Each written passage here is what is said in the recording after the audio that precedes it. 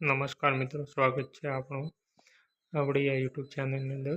તો મિત્રો, આજે આપણે જોઈશું એક મસ્ત ગણિતના દાખલાની શોર્ટ ટ્રીક.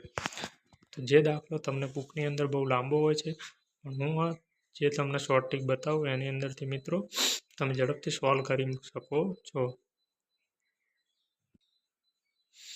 એક માણસ ચાલતો બસ સ્ટેન્ડ જાય છે અને ગાડી લઈને પાછો આવે તો 6 કલાક લાગે છે. જો તે ચાલતો જાય અને ચાલતો આવે તો 10 કલાક લાગે છે. તો આ માણસ ગાડી લઈને જાય અને ગાડી લઈને પાછો આવે તો કેટલો સમય લાગે છે? તો મિત્રો, તેની શોર્ટ ટ્રીક છે. જો ચાલતો જાય અને ગાડી લઈને પાછો આવે તો 6 કલાક લાગે. જો ચાલતો જાય અને ચાલતો આવે તો 10 કલાક લાગે.